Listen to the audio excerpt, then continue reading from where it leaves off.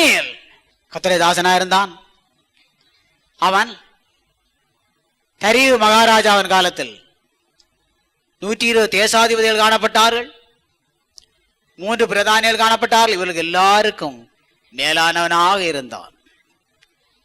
இதை குறித்து அந்த தேசாதிபதிகளுக்கும் மற்றும் பிரதானிகளுக்கும் எரிச்சல் உண்டானது. இவரை எப்படியாவது தீர்த்து கட்ட வேண்டும் என்று எண்ணினார்கள். பலவிதமான செயல் திட்டங்களை யோசித்து பார்த்தார்கள். அது ஒரே ஒரு திட்டம்தான் அது சரியாக வந்தது. எப்படி? தேவனை குறித்த வேத விஷயத்தில் மாத்திரம்தான் தானியேலை குற்றப்படுத்த முடியுமே தவிர வேறு எந்த விதத்திலும் குற்றப்படுத்த முடியாதவன், குற்றமில்லாதவன், நீதிவான், தேவனை பயப்படுகிறவன் என்று அறிந்து தேவனை குறித்த வேத விஷயத்திலே குற்றப்படுத்த வேண்டும் என்று திட்டம் பண்ணி அவள் எதிரிகள் எல்லாம் சேர்ந்து என்ன சொல்லிக் கொண்டார்கள்?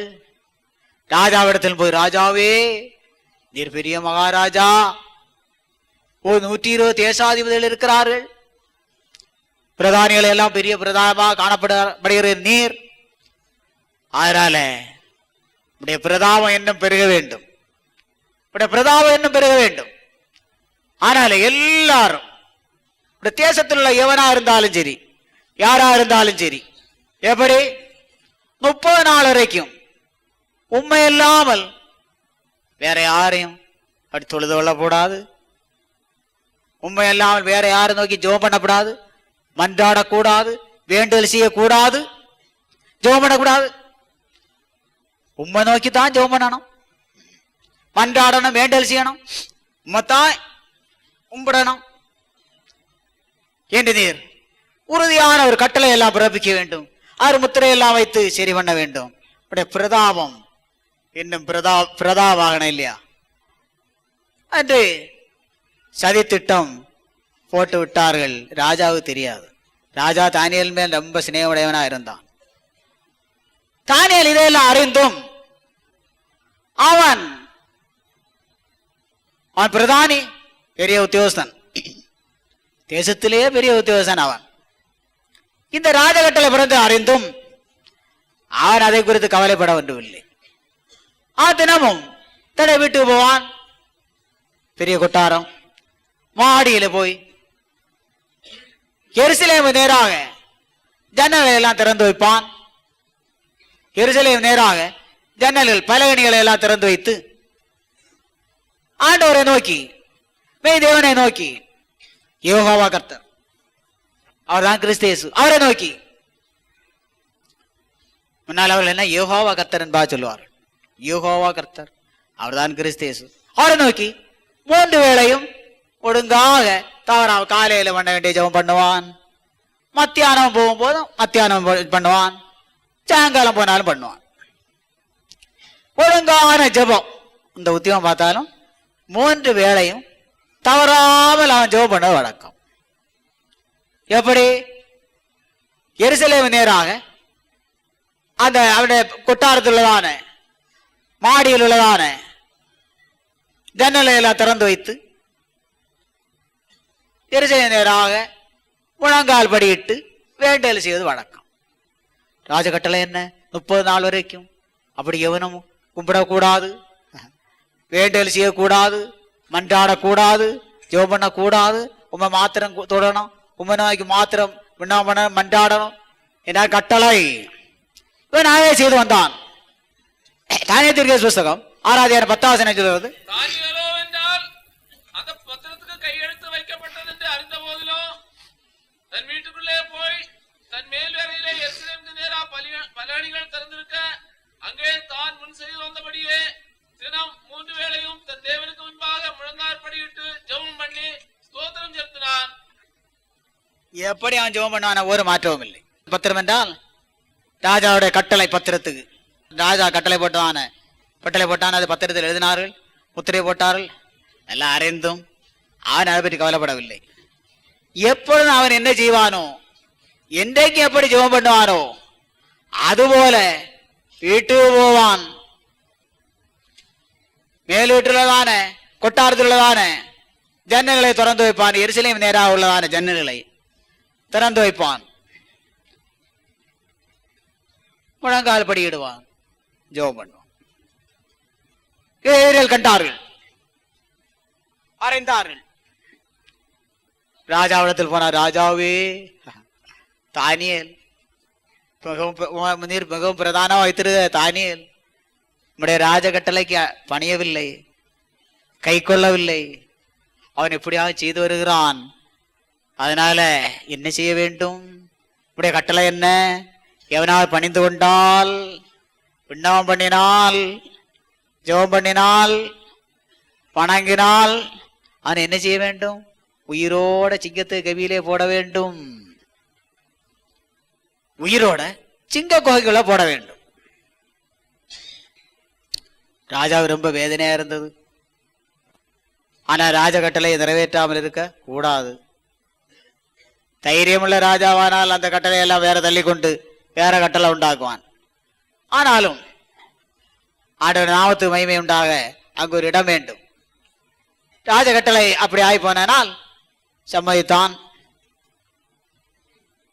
தானியேலாக சிங்கத்து குகைக்குள்ளே கவியிலே குகைக்குள்ளே கொண்டு போட்டார்கள்.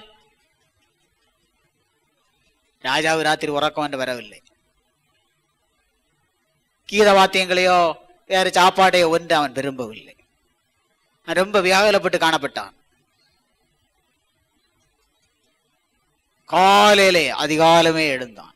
கிழக்கு வெளுக்கு முன்னதாக எழும்பி கேவிக்கு நேரா வந்தான். 21 வசனம் உள்ளது.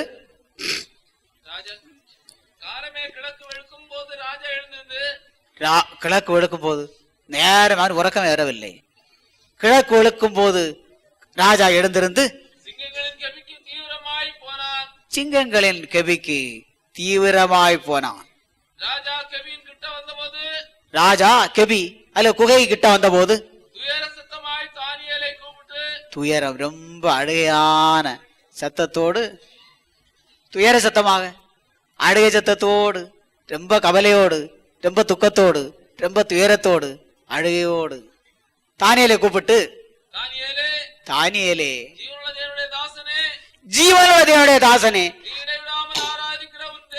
ஜீவனுள்ள தேவனுடைய தாசன் என்று அறிந்திருந்தான்.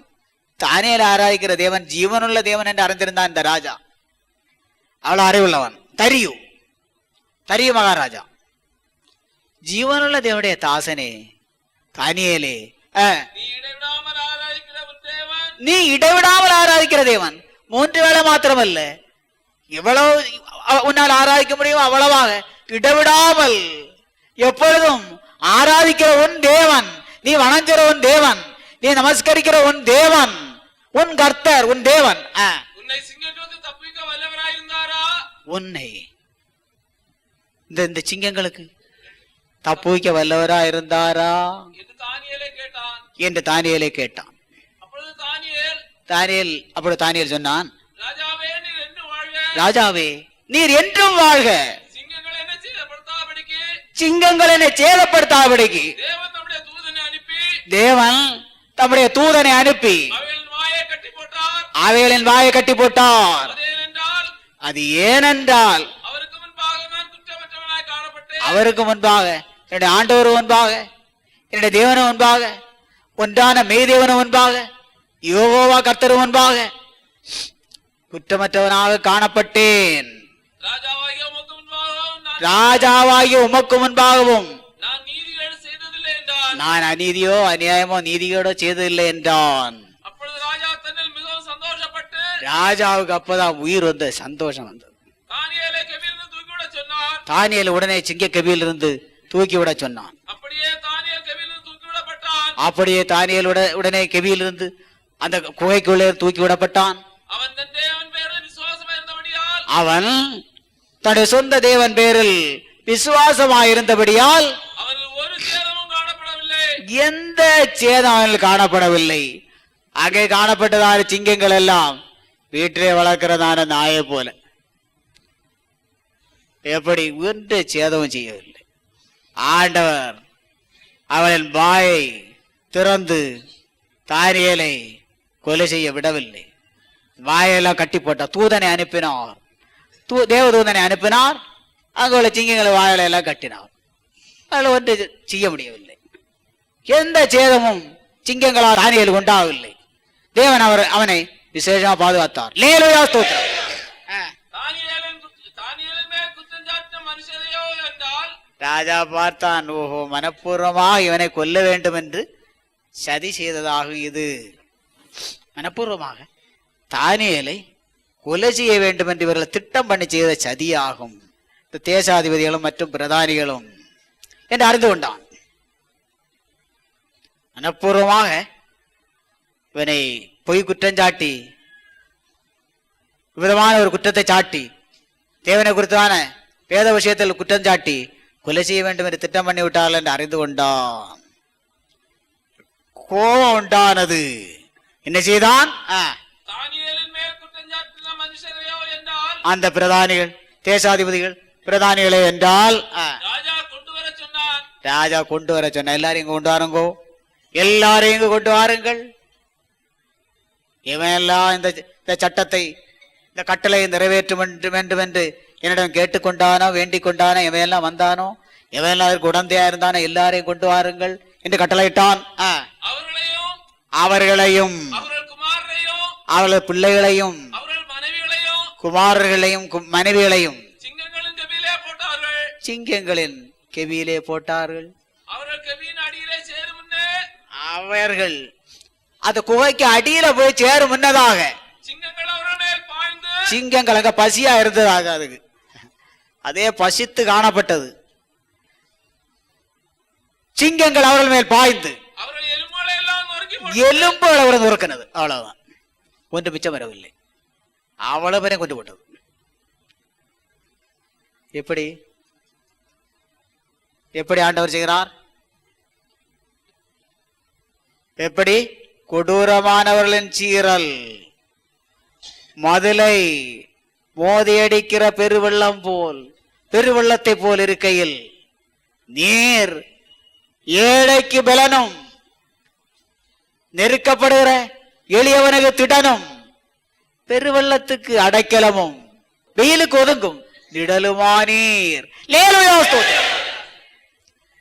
ஆண்டவர் தானியேலுக்கு அடைக்கலமா இருந்தார், புகலிடமா இருந்தார், தஞ்சமாக இருந்தார், பலனாயிருந்தார், திடனாயிருந்தார், பாதுகாத்தார். எதிரிகளோ எல்லாரும் சர்வநாசம் அடைந்தார்கள். பின்பு ராஜாவே தரியு தேசம் வந்து குடியிருக்க எல்லா ஜனங்களுக்கும் ஜாதியாருக்கும் பாஷைக்காருக்கும் எழுதினது என்னவென்றால், எல்லாரும் எழுதினான். அவன் அநேக தேசங்களுக்கு ராஜா, 120 தேசாதிபதிகள் இருந்தார்கள். அவர்கள் பல பாஷைகளும் பேசப்பட்டு வந்தது. எல்லாரும் பலவிதமான பாஷைகளிலும் எல்லா தேசங்களுக்கும் எழுதினான். என்னவென்றால், உங்களுக்கு சமாதானம் பெருக கடவது, உங்களுக்கு சமாதானம் பெருக கடவது, என் ராஜ்யத்தின் ஆளுகைக்குள் எங்கும் உள்ளவர்கள் யாவரும், என் ராஜ்யத்தின் ஆளுகைக்குள் எங்கும் உள்ளவர்கள் யாவரும். என் ராஜ்யத்தின் ஆளுகை, என் ராஜ்யத்தின் ஆளுகை 120 தேசாதிபதிகளின் ஆளுகைக்குள் காணப்படுகிறது. அவ்வளவு பரந்த தேசம். என் ராஜ்யத்தின் ஆளுகைக்குள், என் தேசத்தின் ஆளுகைக்குள் காணப்படுகிறதான என்னுடைய தேசத்தார் யாவரும் தானியேலின் தேவனுக்கு முன்பாக நடுங்கி, தானியேலின் தேவனும் தான் நடுங்க வேண்டும், பயப்பட வேண்டும் என்று பயப்பட வேண்டும், என்னாலே தீர்மானம் நடுங்க வேண்டும், பயப்பட வேண்டும், அஞ்ச வேண்டும் என்று என்னாலே தீர்மானிக்கப்படுகிறது. அவர் ஜீவனுள்ள தேவன், அவர் ஜீவனுள்ள தேவன், அவர் என்றென்றைக்கும் நிலைத்திருக்கிறவர், அவர் என்றென்றைக்கும் நிலைத்திருக்கிறவர், அவருடைய ராஜ்யம் அழியாதது, அவருடைய ராஜ்யம் அழியாதது, அவருடைய கர்த்தத்துவம் முடிவரியந்தமும் இருக்கும். அவருடைய ராஜ்யம் அழியாது என்று சொல்கிறான். தன்னுடைய ராஜ்யம் எல்லாம் அழிந்து போகும், தன்னுடைய அரசாட்சி எல்லாம் அழிந்து போகும். அவருக்கு ஒரு ராஜ்யம் இருக்கிறது, பரலோக ராஜ்யம்.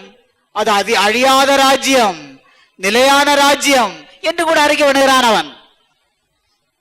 எவனா இருந்தாலும் தானியேல் தேவன் முன்பாக அஞ்ச வேண்டும், பயப்பட வேண்டும் என்று என்னாலே தீர்மானிக்கப்படுகிறது. அவர் ஜீவனுள்ள தேவன், அவர் என்றென்றைக்கும் நிலைத்திருக்கிறவர், அவர் என்றென்றைக்கும் நிலைத்திருக்கிறவர், அவருடைய ராஜ்யம் அழியாதது, அவருடைய கர்த்தத்துவம் முடிவரியந்தமும் நிற்கும். அவருடைய கர்த்தத்துவம் முடிவரியந்தமும் நிற்கும். தானியேலை சிங்கங்களின் கைக்கு தப்புவித்த, தானியேலை சிங்கங்களின் கைக்கு தப்புவித்த அவரே தப்புவிக்கிறவரும், அவரே தப்புவிக்கிறவரும், ரட்சிக்கிறவரும், ரட்சிக்கிறவரும், வானத்திலும் பூமியிலும் அடையாளங்களையும் வானத்திலும் பூமியில் அடையாளங்களையும் அற்புதங்களை செய்கிறவருமாயிருக்கிறார் என்று எழுதினான். அற்புதங்களையும் செய்கிறவருமாயிருக்கிறார் என்று எழுதினான். லேலுயா ஸ்தோத்திரம், லேலுயா ஸ்தோத்திரம். எல்லா தேசத்தையும் எழுதினான். அவர்தான் தப்பு வைக்கிறவர், அவர்தான் ரட்சிக்கிறவர், அவர்தான் எல்லாவற்றையும் எல்லாமானவர், அவர்தான் தேவன், ஜீவனுள்ள தேவன். அவருக்கு ஒரு ராஜ்யம் இருக்கிறது, அவர் என்றென்றைக்கு நிலைத்திருக்கிறவர், அவர்தான் நிலையாக காணப்படுகிறவர், அவர் ராஜ்யம் இருக்கிறது, அவருடைய கர்த்தத்துவம் என்றென்றைக்கு காணப்படும். அவர்தான் தப்பு வைக்கிறவர், ரட்சிக்கிறவர், ரட்சகர் எல்லாம் என்று எழுதினான்.